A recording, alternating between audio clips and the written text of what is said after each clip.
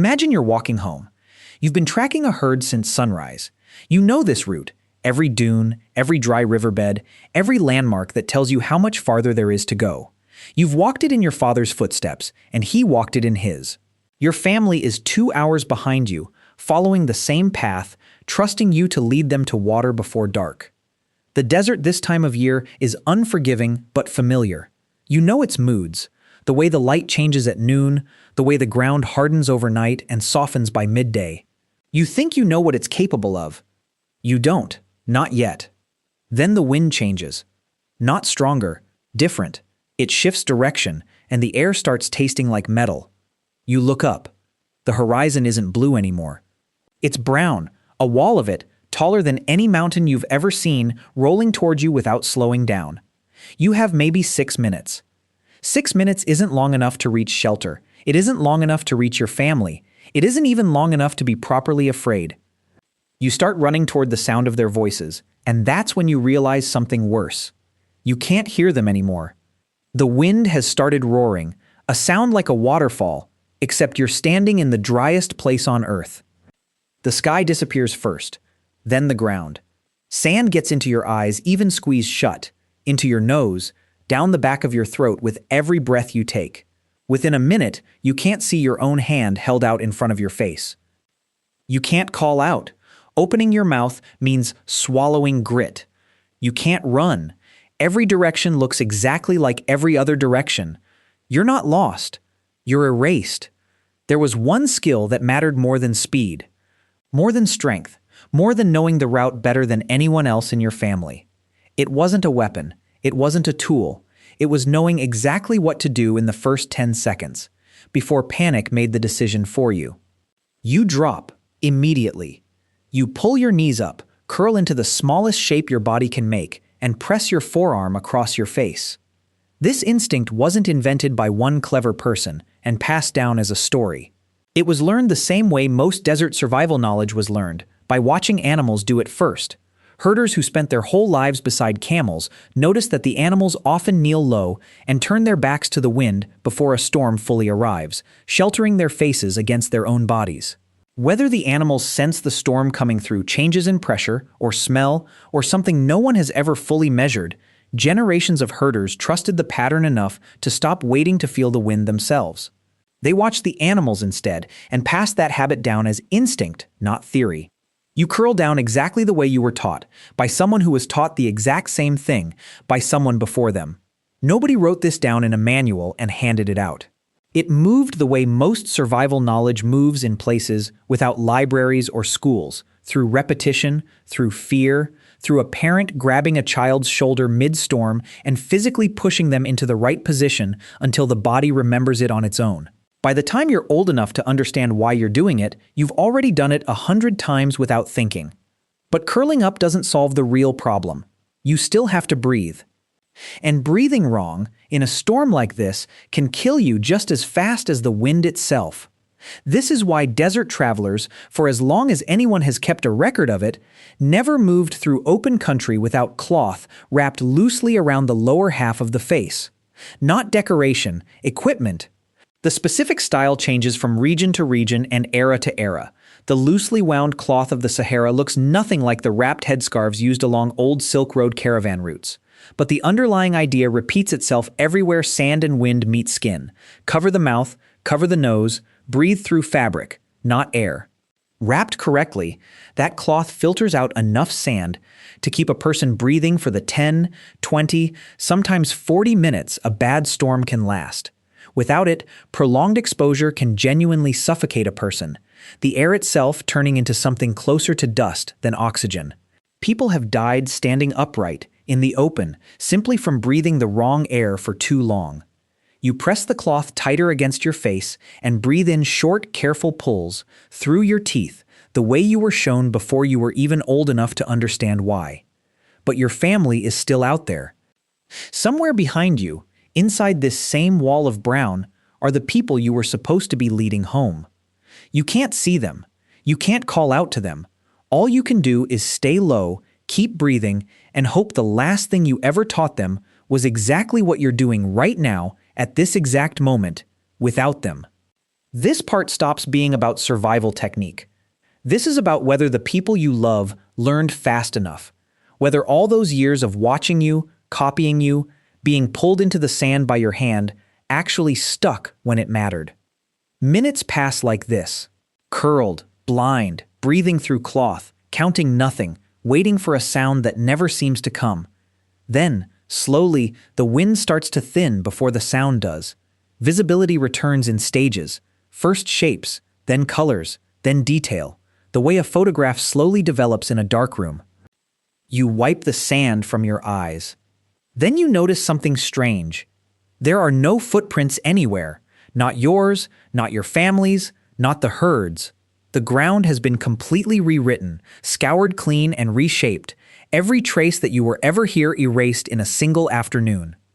You were standing in this exact spot 2 hours ago, and the desert has no memory of it.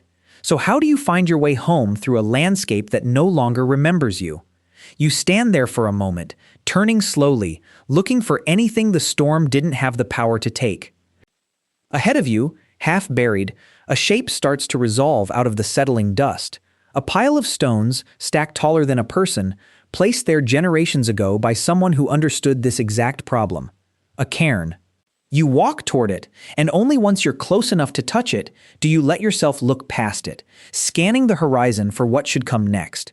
There, further out, barely visible through the haze still hanging in the air, a second shape, another cairn.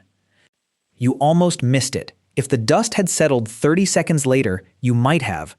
For a moment, you just stand between the two of them, catching your breath, letting your eyes adjust to a world that has color again. The stones don't look impressive up close. Weathered, uneven, stacked by hands that have been gone for longer than anyone can say. But right now, they're the only thing on this entire horizon that hasn't moved. These weren't decorations either. They were a route, marked in stone, specifically because stone survives what everything else does not. Variations of this same idea appear independently along old Silk Road trade corridors, across the open Sahara, and through the deserts of the Arabian Peninsula. Entirely different cultures, thousands of kilometers apart, arriving at the identical solution to the identical problem. When the ground itself can no longer be trusted, you build something the wind can't erase. You move from the first cairn toward the second, the way you were taught to, one stone marker at a time, and somewhere near the third pile of stones you finally hear it.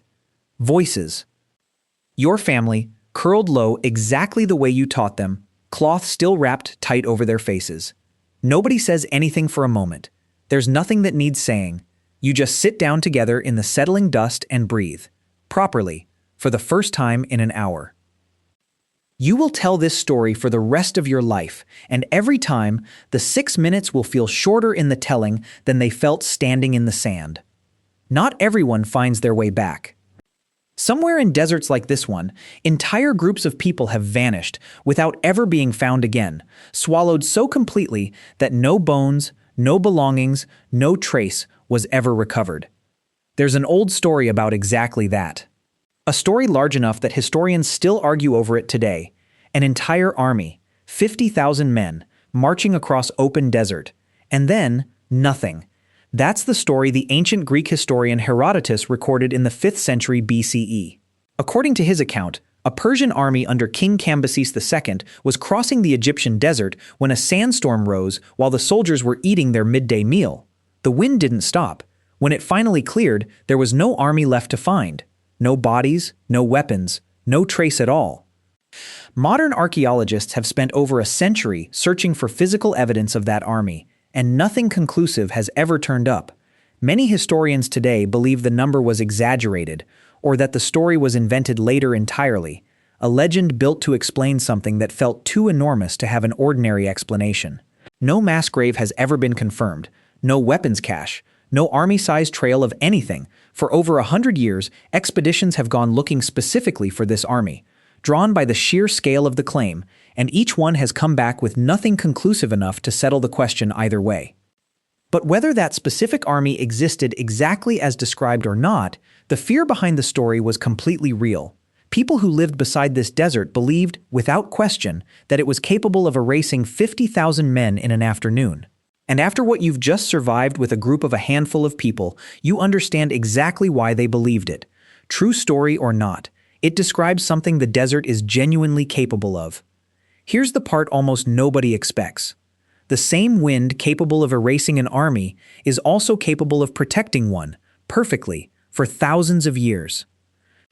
In Egypt's Valley of the Kings, drifting sand buried tomb entrances so completely that several, including the tomb of Tutankhamun, remained hidden from looters for more than 3,000 years, undiscovered simply because the doorway itself had disappeared beneath the surface. Farther east, in China's Taklamakan Desert, that same bone-dry, oxygen-starved sand did something even stranger. It preserved entire human bodies without anyone intending it to happen. The Tarim mummies, some nearly 4,000 years old, were found with skin, hair, and woven wool clothing still intact. Not because anyone tried to embalm them, but because the sand sealed them away from air and moisture the moment it closed over them.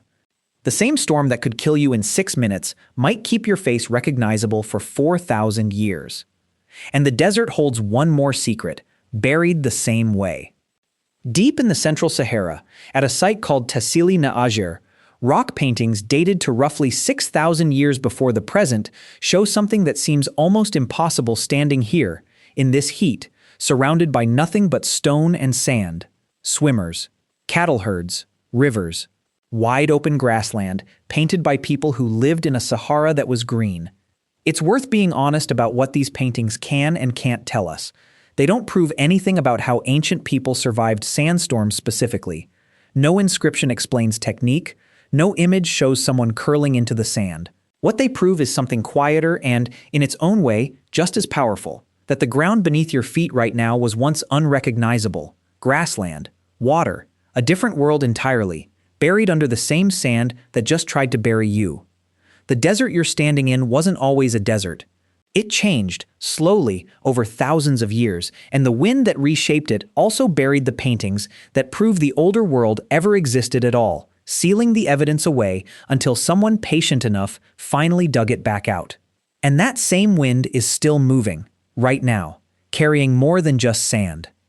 It starts somewhere you'd never expect to matter, a single dried lakebed in Chad called the Baudelaire Depression. Fine mineral dust lifts off its surface and rises high enough to cross the entire Atlantic Ocean, carried on air currents that never stop moving, day or night, season after season. Follow that same dust far enough, and thousands of kilometers later, it settles over the Amazon rainforest, a jungle that sits on some of the poorest soil on Earth, stripped of nutrients by constant, relentless rain. That dust from Chad carries phosphorus, a nutrient the Amazon's own soil can't hold on to for long. Scientists studying satellite data have tracked this exact journey, desert to ocean to rainforest, and found that this dust delivery isn't a rare event. It happens continuously, an invisible supply line running between two of the most different landscapes on the planet. Two landscapes that could not look more different, one buried in sand, the other drowning in green, connected by a single current of air neither of them controls. The same wind that just tried to erase you and your family is, at this exact moment, feeding a jungle on the other side of the world. A sandstorm doesn't ask who deserves to survive it. It doesn't care how far you've walked, how well you know the route, or how much your family is counting on you to get them home. It simply moves everything sitting on the surface to somewhere else and buries the rest, without explanation and without apology. Ancient people couldn't stop it, they couldn't outrun it, and they couldn't outthink it. All they could do was learn, failure after failure, generation after generation, exactly what to do in the first 10 seconds, and then make absolutely certain that knowledge reached the people walking behind them before the next storm arrived. You don't beat a sandstorm. You just make sure someone after you knows what you knew. Years from now, it will be someone else curled low in the sand, cloth pressed to their face, waiting for a wind they didn't choose to arrive. Maybe it will be someone from your own family. Maybe it will be someone who never met you at all, only inherited the habit the same way you did, without ever being told exactly where it came from. That's the part the desert can't erase, no matter how completely it rewrites everything else. Not the footprints, not the map, not even the stones, eventually. What survives is smaller than all of that and harder to bury, a person who knew what to do, teaching someone else before the wind ever gave them a reason to ask.